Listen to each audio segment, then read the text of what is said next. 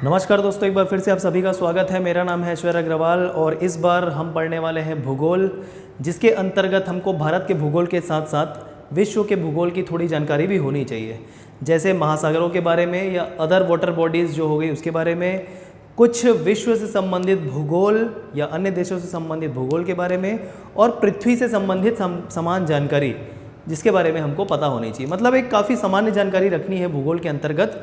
जितनी चीज़ें मैं पढ़ाऊंगा उतनी ही पढ़ के जाइएगा, जो आपके लिए सफिशिएंट होगा। हमको इसमें एक बार डिटेल में नहीं जाना है, कॉन्सेप्ट में नहीं जाना है, ऊपरी तौर पे एक सामान्य जानकारी भूगोल से संबंधित हमको होनी चाहिए। तो चलिए आज हम भूगोल के अंतर्गत भारत के परिचय के बारे में बात करेंगे, मतलब भारत से संबंधित भूगोल के बारे में चर्चा करेंगे एक इंट्रोडक्शन पार्ट के रूप में। चलिए शुरू करते हैं। भारत भूगोल के अंतर्गत फिलहाल मैंने भारत का परिचय आपके सामने देने के लिए यह मैप बनाया हुआ है भारत का। कुछ सामान्य परिचय भूगोल से संबंधित मैं आपको देने वाला हूं। उसके लिए आपको भारत की स्थिति का पता होना ज़रूरी है, तो देखते जाइए। फिलहाल मैं भारत से संबंधित, भारत के परिचय से संबंधित कुछ तथ्य आपके सामने रखूँगा। उसके बाद मैं कुछ आपको कॉन्सेप्ट बताने वाला हूँ इस क्लास के अंतर्गत। जैसे देखिएगा, यह भारत का नक्शा है। अब इसका विस्तार हम देखते हैं। सबसे पहले तो मान लीजिए सबसे ज़रूरी चीज़ है उत्तरी विस्तार या उत्तरी अक्षांश, अक्षांशी विस्तार जिसे कहते हैं। अक्षांशी विस्तार देखेंगे, फिर देशांतरी विस्तार देखेंगे। उससे पहले आपको यह पता होना चाहिए कि अक्षांशी रेखाएं और देशांतरी रेखाएं होती क्या है, ठीक है। तो एक तरीके से आप ध्यान लीजिए, समझ लीजिए कि पृथ्वी को अक्षांशी एवं देशांतरी रेखाओं में बांटा गया है।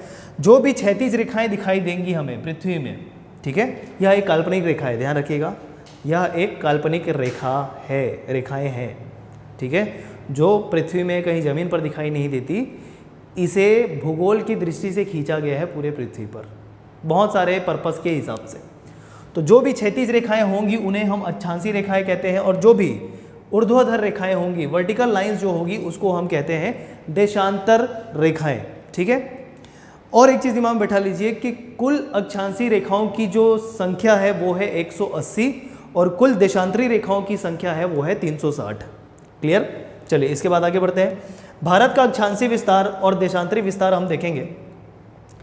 सबसे पहले एक चीज़ समझ लीजिए कि 0 डिग्री से स्टार्ट करते हैं, डिग्री में लिखते हैं हम उसे, अंश में लिखते हैं, तो 0 डिग्री से स्टार्ट करेंगे। अब 0 डिग्री यहाँ पर कहाँ पर है, तो ध्यान रखिए 0 डिग्री के ऊपर आने वाला पृथ्वी का भाग कहलाता है उत्तरी गोलार्ध, और 0 डिग्री के नीचे आने वाले भाग को, पृथ्वी के भागों को कहते हैं दक्षिणी गोलार्ध। इसके बाद और आगे बढ़ते हैं। मतलब पृथ्वी को 2 भागों में बांटा गया है, उत्तरी गोलार्ध, दक्षिणी गोलार्ध, और बीच से जाने वाली क्षैतिज रेखा को हम कहते हैं 0 डिग्री या 0 अंश अक्षांशीय रेखा, जिसको कहते हैं भूमध्य रेखा। भूमध्य रेखा, तो यह जो रेखा जा रही है भारत के नीचे से, ध्यान रखिएगा, भारत के नीचे है कौन, भूमध्य रेखा। यहां पर श्रीलंका है, श्रीलंका से भी नीचे आपकी 0 डिग्री अक्षांशी रेखा मतलब भूमध्य रेखा है, ठीक। तो इसकी स्थिति देख लीजिए, भारत की स्थिति भूमध्य रेखा के अनुरूप कैसी होगी। भूमध्य रेखा के उत्तर में भारत देश है हमारा। इसका मतलब यह है कि भारत किस गोलार्ध में आता है, अगर आपसे प्रश्न पूछा जाए तो भारत जो है वो उत्तरी गोलार्ध में आता है, ठीक है। तो इतनी चीज़ें समझ लीजिए। 0 डिग्री भूमध्य रेखा के ऊपर भारत की स्थिति, 0 से बढ़ते हुए 1 2 3 4 5 ऐसा आगे बढ़ेंगे तो भारत का जो दक्षिणतम बिंदु है ये वाला कन्याकुमारी, रामेश्वरम, यहाँ पर कौन सी अक्षांशी रेखा गुजरती है, तो समझ लीजिए 8 डिग्री 4 मिनट। यह जो रेखा दिख रही है उसे हम कहेंगे 8 डिग्री 4 मिनट उत्तरी अक्षांश। जैसे 0 डिग्री है, ऊपर आते जाएंगे 1 डिग्री 2 डिग्री 3 डिग्री 4 डिग्री, ऐसा करते हुए जो भारत का दक्षिण बिंदु है वहाँ पर कौन सी अक्षांशी रेखा गुजरेगी, 8 डिग्री 4 मिनट। डिग्री के बाद जो और भी जो दशमलव में जैसे हम नंबर करते हैं, संख्या को लिखते हैं, जैसे लिख दिया 5 और थोड़ा सा और है, आधा भाग और है, तो उसको क्या लिखते हैं 5.5, है ना। तो उसी प्रकार अंश के बाद जो नोट करते हैं, डिनोट करते हैं नंबर को, उसको मिनट में लिखा जाता है। तो 8 डिग्री 4 मिनट, ठीक है, 8 अंश 4 मिनट उत्तरी अक्षांश भारत का दक्षिणतम बिंदु रामेश्वरम। अब ध्यान देने योग्य बात यह है कि यहाँ पर जो है ऐसा अंडमान निकोबार द्वीप समूह है, बहुत सारे छोटे छोटे द्वीप समूह हैं जिसको हम अंडमान निकोबार द्वीप समूह कहेंगे।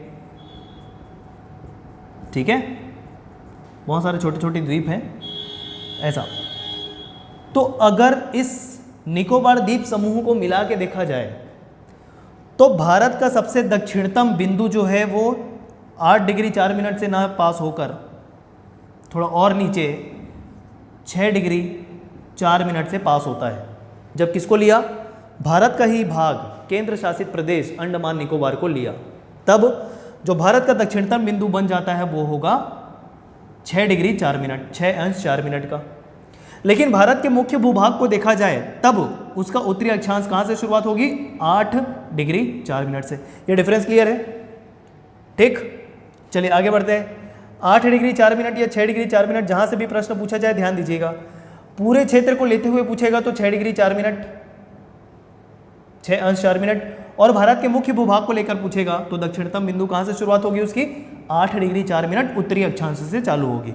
अब देखिए ये उत्तर का तरफ है तो इस कारण यहाँ से ऊपर आने वाली जितनी भी अक्षांशी रेखाएं हैं उसको क्या बोलेंगे? उत्तरी अक्षांशी रेखाएं बोलेंगे। ऐसा करते हुए भारत का जो सबसे ऊपर उत्तरी भाग है उसका जो एक्सपांशन है वो है 37 डिग्री 6 मिनट। ठीक, तो ये हो गया अक्षांशी विस्तार भारत का। देशांतरी विस्तार देखते हैं। देखिए यह देशांतरी विस्तार यहाँ से चालू होके भारत के पूर्वी बिंदु तक है, यहाँ से यहाँ तक। तो ध्यान रखिए ये वाला जो बिंदु है ये होगा 68 डिग्री 7 मिनट पूर्वी देशांतर। अब पूर्वी देशांतर क्यों कहते हैं? क्योंकि 0 डिग्री जो पूर्वी देशांतर रेखा है वो इंग्लैंड के ग्रीनविच नामक जगह से पास होती है, जिसको माना जाता है, उस जगह से गुजरने वाली ऊर्ध्वाधर रेखा को माना जाता है 0 डिग्री देशांतर रेखा। तो उस 0 डिग्री देशांतर रेखा के सापेक्ष में इधर आने वाले जितने भी देश हैं या जितने भी देशांतर रेखाएं हैं वो क्या कहलाएंगी? पूर्वी देशांतर कहलाएगी, क्योंकि ये दिशा क्या है?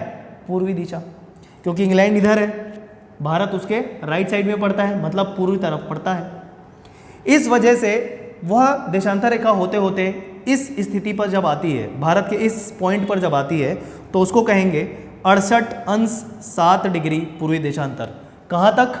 कहाँ तक? 97 डिग्री 25 मिनट तक। तो यह हो गया अक्षांशी विस्तार और देशांतरी विस्तार भारत का, जो परीक्षा में पूछ सकते हैं, तो इसे आप याद कर लीजिएगा, पूरा फैक्ट है। ठीक है, चलिए आगे और बढ़ते हैं। यह जो रेखा भारत के यहाँ से पास हो रही है, यहाँ से गुजर रही है, जिसको कहेंगे कर्क रेखा, 23.5 डिग्री उत्तरी अक्षांश। 23.5 डिग्री, देखिए 1 2 3 4 8 यहाँ पर पहुँचे, 9 10 11 12 13 14 15 16 17 18 19 20 21 22 23, 23.5 डिग्री कर्क रेखा कहलाती है।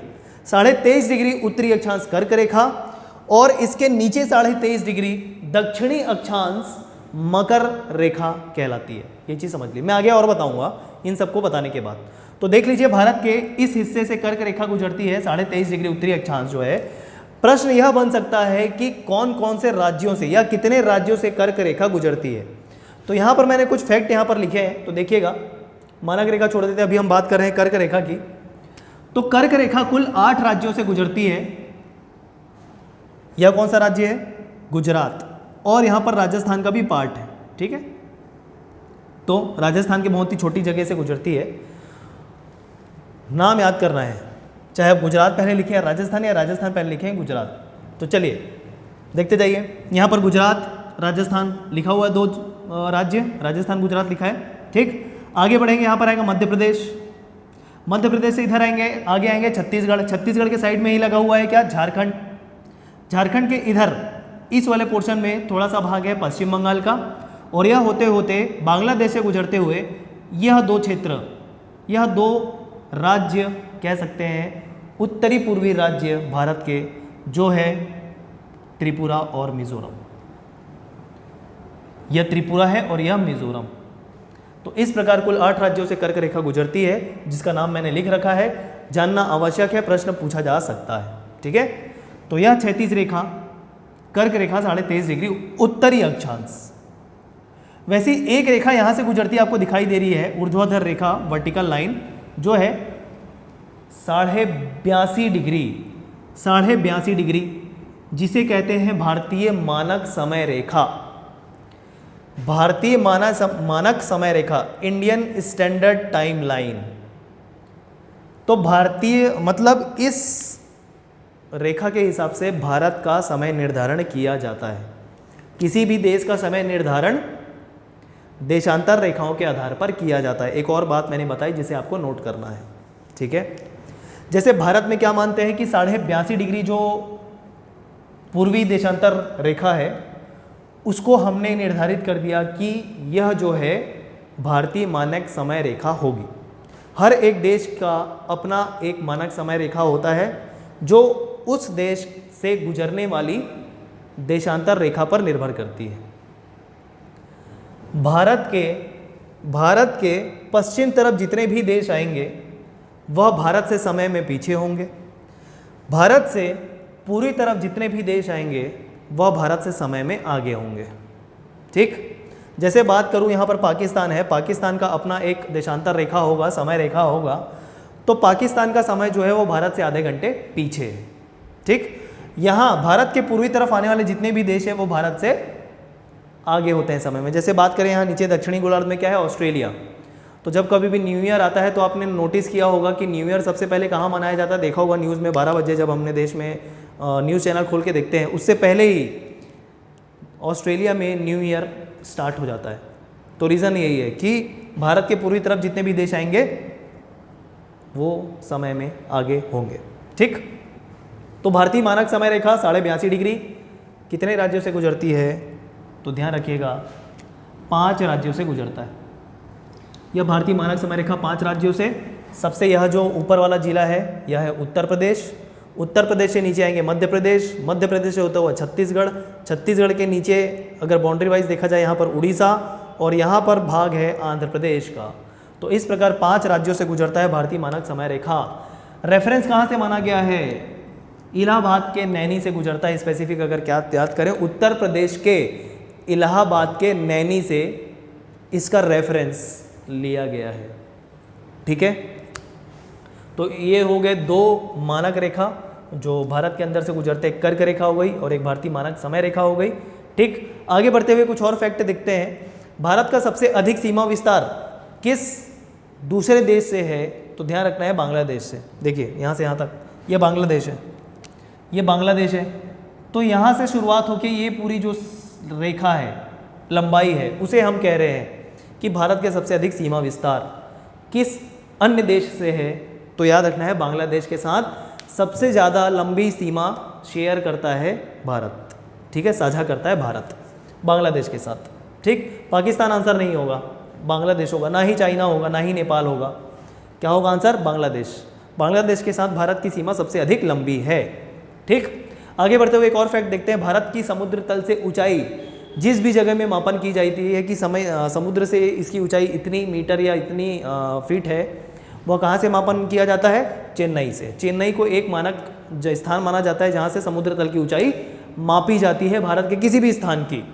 तो भारत का समुद्र तल से ऊंचाई का मापन चेन्नई से किया जाता है, किसी भी क्षेत्र का। भारत के जिले के संबंध में कुछ मैं बताने वाला हूँ कि भारत का सबसे बड़ा जिला और भारत का सबसे छोटा जिला कौन सा है। जिले की बात कर रहा हूँ, राज्य की बात नहीं कर रहा हूँ, ध्यान रखिएगा। भारत का सबसे बड़ा जिला जो है वो है कच्छ, और कच्छ कहाँ पर आता है, गुजरात या गुजरात। तो भारत का सबसे बड़ा जिला कच्छ, और दूसरे नंबर का सबसे बड़ा जिला होगा लेह, ठीक है। लेह जम्मू कश्मीर वाले क्षेत्र में, मतलब ये अलग से केंद्र शासित प्रदेश बन गया है लद्दाख के अंतर्गत, ठीक। तो लेह। सबसे छोटा जिला भारत के अंतर्गत आने वाला है माहे। माहे भी एक केंद्र शासित प्रदेश के अंतर्गत आता है और वो केंद्र शासित प्रदेश का नाम है पुदुचेरी या पौंडुचेरी, ठीक है दोस्तों। तो ये चीज़ आपको ध्यान में रखनी है।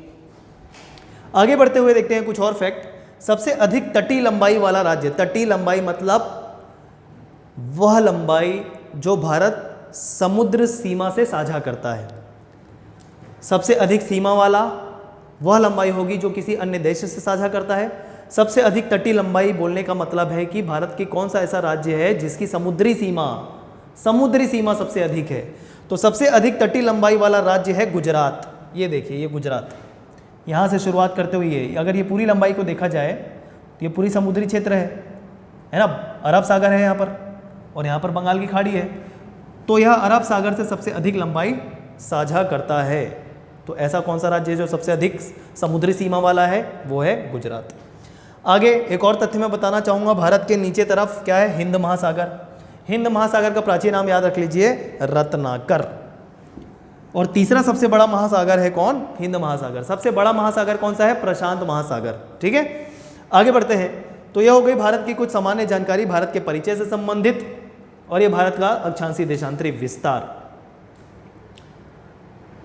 ठीक है, कुछ और मैं आपको बताने वाला था, चलिए ठीक है। देखिए, अब एक और प्रश्न बनता है भारत के भूगोल के परिचय से संबंधित कि सबसे जो पश्चिम बिंदु है वो कौन सा है, सबसे पूर्व बिंदु वो कौन सा है, सबसे उत्तर बिंदु कौन सा है, सबसे दक्षिण बिंदु कौन सा है। तो ध्यान रखिए, सबसे उत्तरतम बिंदु मतलब सबसे उत्तर में आने वाला बिंदु कौन सा है, उसका नाम याद रखना है आपको, इंदिरा कौल। क्या बोलते हैं इसको? इंदिरा कौल। जम्मू कश्मीर में ऑब्वियसली ये कौन सा राज्य है? जम्मू कश्मीर, मतलब राज्य था, अभी बन गया है केंद्र शासित प्रदेश। इंदिरा कौल। ठीक है, सबसे दक्षिणतम बिंदु रामेश्वरम है। अगर भारत की मुख्य भूभाग को देखा जाए तो रामेश्वरम, ठीक है, तमिलनाडु के अंतर्गत। लेकिन अगर भारत के सभी क्षेत्र को देखा जाए, मतलब यहाँ पर अंडमान निकोबार द्वीप समूह को भी देखा जाए जो एक केंद्र शासित प्रदेश है, तो उस हिसाब से भारत का जो दक्षिणतम बिंदु होगा वह होगा इंदिरा पॉइंट। ये जो 6-4 लिखा हुआ है ना अक्षांशीय विस्तार, वो होगा क्या? इंदिरा पॉइंट। इंदिरा पॉइंट। तो सबसे उत्तर में इंदिरा कॉल, सबसे दक्षिण में इंदिरा पॉइंट, जो अंडमान निकोबार द्वीप समूह का एक भाग है, दक्षिणतम बिंदु है। सबसे पश्चिम बिंदु, ये सबसे पश्चिम बिंदु है जिसको बोलते हैं गौरमोता, और यह कौन सा राज्य है? गुजरात। तो गौरमोता आएगा किसके अंतर्गत? गुजरात के अंतर्गत। या फिर ऑप्शन में अगर सर क्रिक रहे, क्या रहे? सर क्रिक, सर क्रिक, तो इसे भी आंसर माना जाएगा। आंसर में अगर गौरमोता है तो गौरमोता होगा, अगर गौरमोता नहीं दे के सर क्रिक दिया है तो सर क्रिक भी आंसर होगा। तो सबसे पश्चिम बिंदु गौरमोता या सर क्रिक। सबसे पूर्वोत्तर बिंदु, पूर्वतम बिंदु है ना ये वाला, तो याद रखना है सबसे पूर्व बिंदु जो है वो है किबीथू, और वह जो राज्य है वो है क्या? अरुणाचल, अरुणाचल प्रदेश। ठीक है दोस्तों, अरुणाचल प्रदेश। तो यह चीज़ आप ध्यान रखिएगा। तो इतनी थी भारत के संबंध में कुछ परिचय, भारत के भूगोल से संबंधित। अब कुछ बातें मैं आपको और जल्दी से बताना चाहूँगा। जैसे देखिए, पृथ्वी है, पृथ्वी के बीचों बीच गुजरने वाली रेखा जो है 0 डिग्री, भूमध्य रेखा जिसको कहते हैं, ऊपर आने वाला उत्तरी गोलार्ध, नीचे आने वाला दक्षिणी गोलार्ध। 23.5 डिग्री ऊपर कर्क रेखा, वहीं 23.5 डिग्री नीचे अगर देखा जाए तो उसे कहते हैं क्या? मकर रेखा। तो इतनी बातें अभी सुन लीजिए। अगली क्लास में मैं पृथ्वी को लेके परिचय आपको देने वाला हूं, क्योंकि उस संबंध में भी भूगोल से प्रश्न आते हैं। ठीक है दोस्तों, तो यह था भारत का कुछ परिचय भूगोल से संबंधित। अगले क्लास में हम पृथ्वी का परिचय देखेंगे, जिसके अंतर्गत यही सारी रेखाएं का मैं विस्तार से वर्णन करूंगा, और कितने कटिबंधीय क्षेत्र पाए जाते हैं भारत में, माफ कीजिएगा, पृथ्वी के अंतर्गत। जैसे उष्ण कटिबंध हो गया, शीतोष्ण कटिबंध हो गया, या शीत कटिबंध हो गया, या ध्रुव किसको बोलते हैं। इन सब चीज़ों के बारे में मैं आपको परिचय दूंगा, पृथ्वी से संबंधित और ऋतु परिवर्तन से संबंधित, और पृथ्वी का अपने अक्ष पर 23.5 डिग्री झुका होना, इसके भी जो कॉजेज हैं, कारण हैं, क्या क्या प्रभाव पड़ते हैं इससे, इन सब की चर्चा मैं पृथ्वी के संबंध में देने वाला हूँ अगली क्लास में। देखेगा ज़रूर। धन्यवाद।